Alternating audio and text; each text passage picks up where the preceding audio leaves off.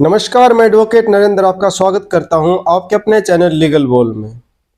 दोस्तों, यह case cheque bounce से संबंधित है, जहां ट्रायल कोर्ट ने आरोपी को दोषी मानते हुए 10 लाख रुपए जुर्माना और 1 दिन कोर्ट में खड़े रहने की सजा दी और जुर्माना ना दिए जाने की दशा में 1 साल की जेल किए जाने का आदेश दिया।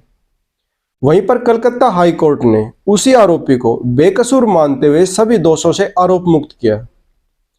ऐसा क्या हुआ जो ट्रायल कोर्ट ने आरोपी को दोषी मानते हुए सजा दी और कलकत्ता हाई कोर्ट ने उसी आरोपी को दोष मुक्त करते हुए बरी किया?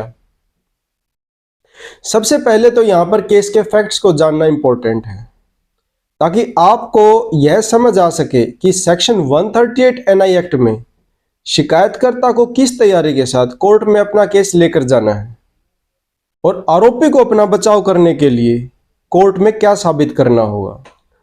तो पहले केस के बारे में जानते हैं। केस टाइटल है Rajesh Singh versus paprika electronics private limited. यहां राजेश याचिका करता है जो कि पहले आरोपी था और पेपरिका इलेक्ट्रॉनिक्स अपोजिट पार्टी है जो कि पहले शिकायतकर्ता थी। 2012 में शिकायतकर्ता आरोपी के खिलाफ ट्रायल कोर्ट में सेक्शन 138 की कंप्लेंट फाइल करता है, जहां शिकायतकर्ता अदालत को यह बताता है कि उसके और आरोपी के बीच बिजनेस रिलेशन थे। इसी बिजनेस के चलते उनके बीच लेन देन हुआ और 24 अक्टूबर 2011 को आरोपी ने 5 लाख का यह चेक शिकायतकर्ता को इशू किया। चेक वैलिड टाइम पीरियड के अंदर ही इन कैश करवाने के लिए बैंक में दे दिया जाता है, लेकिन 18 जनवरी 2012 को बैंक इस रिपोर्ट के साथ चेक को डिसऑनर कर देता है कि चेक पर आरोपी के सिग्नेचर इनकम्प्लीट हैं। अब शिकायतकर्ता 1 फरवरी 2012 को लीगल नोटिस के जरिए आरोपी को इसकी सूचना देता है और अपने अमाउंट की डिमांड करता है। नोटिस दिए जाने के बाद भी जब शिकायतकर्ता को उसका पैसा नहीं मिला, तो उसे आरोपी के खिलाफ कानूनी कार्रवाई करने के लिए कोर्ट का रुख करना पड़ा।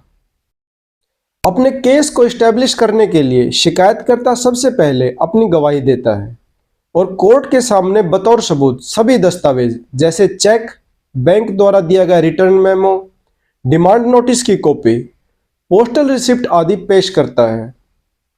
अपनी गवाही देते समय शिकायतकर्ता यह भी स्वीकार करता है कि आरोपी का बिजनेस चेक इशू करने से पहले ही फरवरी 2011 से बंद हो चुका था और उनकी कंपनी ने आरोपी के साथ न्यू सिंह इलेक्ट्रॉनिक्स के नाम से कारोबार करना शुरू कर दिया था।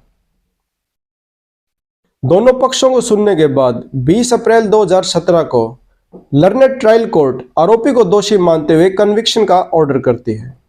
आरोपी इस कन्विक्शन के खिलाफ सिटी सेशन कोर्ट कलकत्ता में क्रिमिनल रिवीजन फाइल करता है, लेकिन वहां भी आरोपी को कोई राहत नहीं मिलती।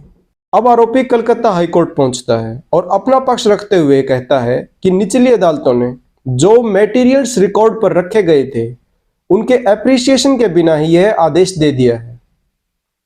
साधारण शब्दों में कहें तो अदालत ने सभी एविडेंसेस पर गौर किए बिना ही आरोपी को दोषी करार दिए जाने का जो आदेश दिया है वह गलत है, क्योंकि शिकायतकर्ता ने खुद स्वीकार किया है कि आरोपी का बिजनेस फरवरी 2011 से बंद हो चुका था, जबकि चेक पर तारीख 24 अक्टूबर 2011 है।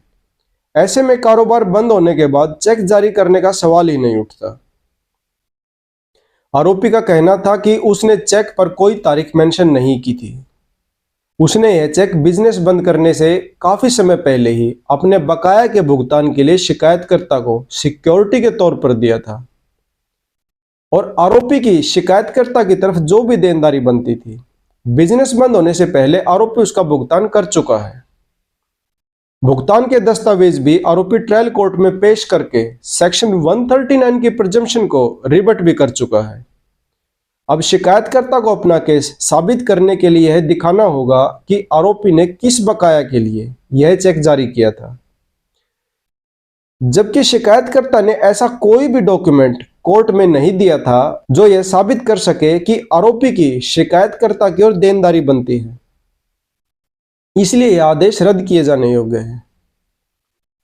अब कलकत्ता हाई कोर्ट के सामने यह सवाल था कि क्या निचली अदालत ने शिकायतकर्ता के बिजनेस बकाया राशि और चेक के इशू किए जाने के पर्पज पर विचार करने में विफल रही, जिसके कारण यह गलत सजा की गई। केस पर गंभीरता से विचार करने के बाद हाई कोर्ट ने माना कि mandatory provision of section 138 NI act is not present in this case. Cheque बिना तारीख के इशू किया जाना, चेक सिक्योरिटी के तौर पर दिया जाना और चेक पर सिग्नेचर का इनकम्प्लीट होना, सभी फैक्ट्स आरोपी को सपोर्ट करते हैं। हाई कोर्ट ने यह भी माना कि चेक पर तारीख बाद में लिखी गई और 8 महीने बाद उसे प्रेजेंट किया गया।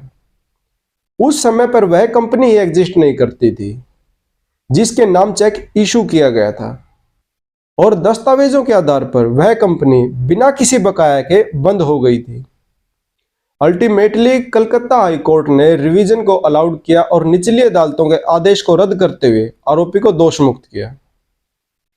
दोस्तों, section 138 NI act legal point पर वर्क करता है जिनको समझने पर आपके चेक बाउंस केस के बेसिक क्यूरीज आसानी से सोल्व हो सकती हैं। यह सेक्शन अकाउंट में फंड इनसफिशिएंसी या किसी भी कारण से चेक डिसऑनर होने पर अपराध को डिफाइन करता है। इस कानून का उद्देश्य चेक डिसऑनर होने पर दंड देकर नेगोशिएबल इंस्ट्रूमेंट एक्ट में विश्वास को बढ़ाना है। सेक्शन 138 में साबित करने का बर्डन चेक इशू करने वाले पर होता है कि उसने चेक बिना किसी लॉफुल कंसिडरेशन के इशू किया है। साथ ही सेक्शन 139 के प्रेजम्पशन ऑफ लायबिलिटी को रिबट करने का बर्डन भी आरोपी पर होता है।